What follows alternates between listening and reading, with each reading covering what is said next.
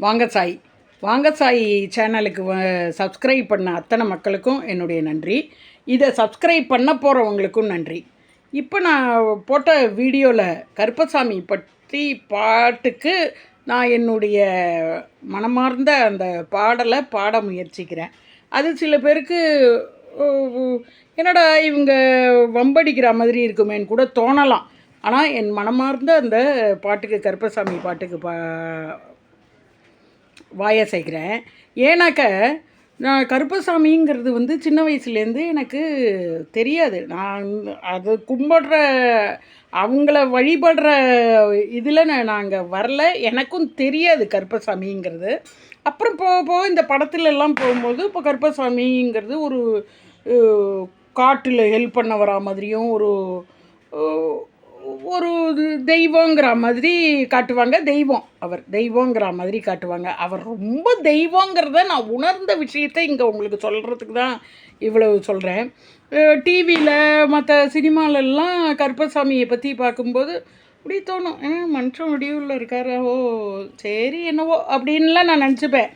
எனக்கு அந்த உணர்வு கருப்பசாமிங்கிறவர் ஒருத்தர் தெய்வம் நின்று காப்புறவர் அவர் அப்படிங்கிறது எனக்கு அவ்வளவு தெரியாது. ஆனால் நான் உணர்ந்தது எப்போனாக்க, நான் பல வருடங்களுக்கு முன்னாடி, அதாவது 2015 போல் ஒரு பிரச்சனைக்காக நான் நாமக்கல்லில் போகிறோம். நானும் என் கணவரும் நாமக்கல்லுக்கு போகிறோம்.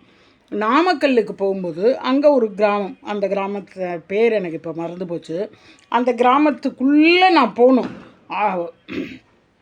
ஒரு விஷயங்கள் சொல்கிறதுக்காகவும் ஒரு வேலை நடக்கிறதுக்காகவும் அந்த கிராமத்து உள்ளே போகணும். ஆனால் அந்த வீடே எங்களால் கண்டுபிடிக்க முடியல. அந்த கிராமத்துக்கு போயிட்டோம், இப்போ கரெக்டாக அந்த கிராமத்துக்கு தான் போயிருக்கோம். ஆனால் அந்த வீடே எங்களால் கண்டுபிடிக்க முடியல. ரொம்ப ஒரு 1 hour கஷ்டப்பட்டோம். பேர் சொல்லி கேட்டுமே 1 hour. அவங்களா, அவங்க அங்கெல்லாம் உள்ளே இருக்காங்க, நீங்கள் அவங்கள பார்க்க முடியுமா தெரியலையே, அந்த இவரா, அவர் சென்னையில் இல்லை வேலை பண்ணுறாரு அப்படின்னு சொல்லும்போது அந்த கும்பலை கேட்குறோம் நாங்கள். இங்கே இப்படின்னு தெரியலங்க, அவங்க உள்ளே தாங்க இருப்பாங்க, தெரியலங்கன்ட்டு அந்த ஒரு மரத்துக்கடியில் ஒரு 4 பேர் இந்த கல் போட்டு விளையாடின்ற இந்த ஆண்கள். அவள்கிட்ட கேட்டால் சரியாக பதில் வரல. ஐயோ, இன்னைக்குள்ளே நம்ம இன்னி நைட்டு ட்ரெயின் பிடிக்கணும், இங்கேயே நம்ம 2 மணி போல் 1:30 மணி, எப்போ 11 மணிலேருந்து ஒரு 1:30 மணி வரைக்கும் தேடிட்டுருக்கோம், காணுமே அப்படின்னு இப்படி போகும்போது அங்கே ஒரு கோயில் இருந்தது. அந்த மக்கள் விளையாடின்னு இருக்காங்க, ஒரு 4-5 ஆண்கள் விளையாடின்னு இருந்தாங்கன்னு இல்லையா, அந்த இது கொஞ்சம் தள்ளி ஒரு கோயில் இருந்தது. சரி இவங்கள்ட்ட கேட்டு பிரயோஜனம் இல்லைன்ட்டு இப்படி பார்க்கும்போது இது என்ன கோயில் அப்படின்னு போய் பார்த்தேன். கருப்பசாமி கோயில் போட்டிருந்தது. கருப்பசாமி கோயில், கருப்பசாமி முனுசாமி யாருன்னு தெரியலப்பா, இப்போ எனக்கு அது தெரியல அந்த கோயில். பட் எல்லா சாமியும் ஒன்று தான்ங்கிறது எனக்கு அப்புறம் புரிஞ்சுருந்தேன். இப்போ நான் அந்த கோயிலுக்குள்ளே போகிறேன். போய் மனசார வேண்டிக்கிறேன், ஐயோ இன்றைக்கி போய் அவங்களுக்கு இந்த இன்ஃபர்மேஷன் சொல்லணும்.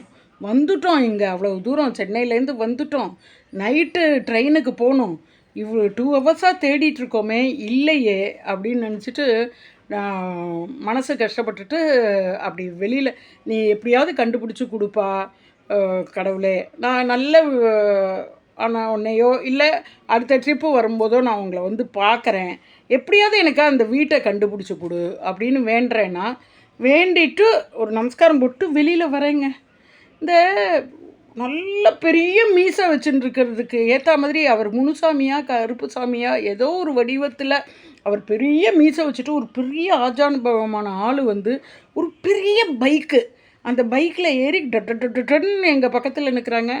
அவர்கிட்டையே நாங்கள் ஒன்றும் கேட்கல, யாரை பார்க்க வந்திருக்கீங்க, இங்கே இவரை வேண்டிக்க வந்தீங்களா, வெளியூர்லேருந்து வந்திருக்கீங்களா அப்படின்னு. ஆமாங்க இன்னாரை பார்க்க வந்தோம். ஓ, அவர் அந்த ஏரியாவில் தான் இருக்கார், நீங்கள் இங்கேருந்து போக கண்டிப்பாக ஒரு 2 மணி நேரம் ஆகும், நடந்து தான் போகணும், பட் எப்படியாவது போயிடுவீங்க அங்கே. நீங்கள் ஒன்று பண்ணுங்க, அந்த கும்பலில் கரெக்டாக இதை சொல்லி கேளுங்க, அவரோட பேர் இதெல்லாம் சொல்லி இந்த இடம்னு சொல்லுங்கள், இந்த இடம் தான் இருக்கார், இந்த இடம்னு சொல்லுங்கள் நீங்கள். உடனே நாங்கள் கேளுங்கன்னொடனே நான் வந்து சரிங்க அப்படின்னா, இப்போ தெய்வமே என்னவோ வந்து சொல்லிட்டு போகிறாரு, 2 மணி நேரத்தில் பார்த்துருவீங்கன்னு வேறு கன்ஃபார்மாக சொல்கிறாரு அப்படின்னு சிரிச்சுட்டு நாங்கள் அந்த மக்கள்கிட்ட கேட்குறோங்க. அவங்க ஓ அந்த பையன் ஒரு பையன் அங்கே இருக்கான், ஒரு பையன் இங்கே இருக்கான். ஆமாம் ஆமாம் அவங்க தான் கரெக்டுடா டேய் இவன் தான் ஆமாம் அவங்கள தேடிட்டு வந்தீங்களா? யார் அந்த பையன் சென்னையில் இல்லை இருக்கான் அப்படின்னு. இல்லை அவரை பற்றி பேச தான் வந்திருக்கோம். ஓஹோ சரி சரி சரி அப்படின்னு சொல்லிவிட்டு இந்த இடம்தாங்க நீங்கள் அங்கே அந்த ஊருக்கு போயிட்டிங்கன்னா அங்கே தான் இருக்காங்க. இதை தாண்டி தான் நீங்கள் போகணும். ஆனால் லேட் ஆகுமே எப்படி போவீங்க? சரி போங்க, நீங்கள் போகணுன்னாக்கா நீங்கள் போயிடுங்க. அங்கே அந்த ஊர் தான், அந்த ஊருக்கு போயிட்டிங்கன்னா அங்கே கேட்டிங்கன்னா உடனே சொல்லுவாங்கங்கிறாருங்க. எனக்கும் இவருக்கும் உற்சாகம் வந்து நாங்கள் வந்து நடந்து விறுவிறுன்னு போகிறோம். எவ்வளோ நேரம் நடக்கணும் தெரியுமா? அவ்வளோ நேரம் நான் தச்சக்கா புத்தகன்னு நடந்து நல்லா அவ்வளோ ஒரு கல்லாக இருக்குது, ஒரு சிவப்பு மண்ணாக இருக்குது, அப்படி ஏரியா அது. கஷ்டப்பட்டுட்டு போயிட்டே இருக்கோம் பேசிட்டு. சரி எப்படியும் கிடச்சிடும்னு சொல்கிறாங்களே அதனால் நம்ம அந்த இடத்துக்கு போவோம், இல்லைன்னா ஏதோ சாமி விட்ட வழி அப்படின்ட்டு போகிறோம். அந்த பக்கம் அவரே அப்படி பைக்கில் வந்து இன்னும் கொஞ்சம் தூரம் தான் இருக்குது. அந்த ஊர் தானே கரெக்டாக நான் சொன்னது, அந்த ஊரில் தான் இருக்காங்க, நீங்கள் போங்க, எனக்கு வேறு வேலை இருக்குது, இல்லைன்னா உங்களை நான் வந்து கூட்டிகிட்டு அங்கே போய் விட்டுருவேன் அப்படின்னு சொல்லிட்டு போகிறாருங்க. நாங்கள் பாட்டுக்கு நேராக அங்கே போகிறோம். நடுவில் ஒரு பைக்கில் ஒரு பொண்ணு வராங்க. அவங்கள்ட்ட கேட்குறோம், இந்த இங்கே தான் இருக்குது, ஆனால் கொஞ்சம் தூரம் நடக்கணும், நான் தானே 2 வீலரில் வரேன், பின்னாடி உட்காருங்கக்கா அப்படின்னாங்க. நான் இல்லைம்மா இவரை ஃபஸ்ட்டு கொண்டு போய் அங்கே அந்த வீட்டு முன்னாடி நிறுத்திடுங்க, வந்து என்னை கொஞ்சம் போய் விட முடியுமாம்மான்னு கேட்டேன். கண்டிப்பாங்க அப்படின்னு சொல்லிவிட்டு 5 நிமிஷத்தில் போயிட்டோங்க அந்த இடத்துக்கு. அதாவது நாங்கள் அந்த முனுசாமி கருப்பசாமி கோயிலில் வேண்டிட்டு அவர் வந்து அவர் சொன்ன இடத்துக்கு நாங்கள் கரெக்டாக வந்துட்டோம்.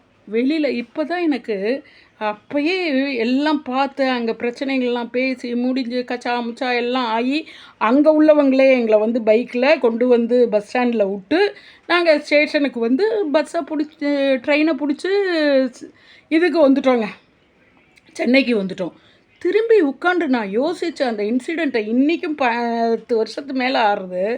இன்றைக்கும் அந்த இன்சிடெண்ட்டை யோசித்து பார்த்தா எங்கள் குரலை கேட்ட அந்த கருப்புசாமியும் முனுசாமியும் அந்த கோயில், அந்த கோயிலில் முனுசாமியா கருப்புசாமியான்னு எனக்கு கரெக்டாக பேர் தெரியலங்க. ஆனால் நல்ல மீசை வச்சு அருவாளை வச்சுட்டு இது மாதிரி தான் நின்றுட்டு இருந்த சாமி. இன்னொரு வாட்டி அவர் போய் பார்க்கணுங்கிற ஒரு உந்துதல் இந்த வீடியோவை பார்த்த உடனே எனக்கு தோணிது.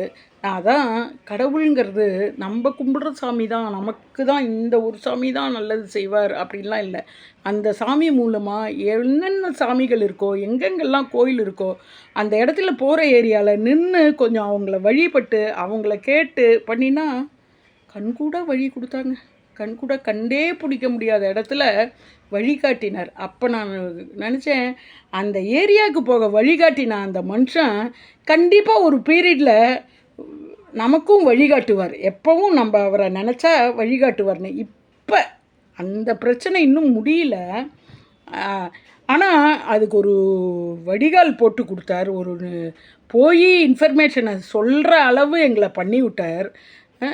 இப்போ அவரே கண்டிப்பாக நிறைவேற்றுவார் அப்படின்னு எனக்கு ஒரு நம்பிக்கைங்க. கண்டிப்பாக நிறைவேற்றுவார்.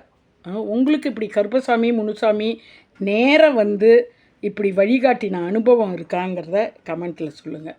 நன்றி. வாங்க சாய்.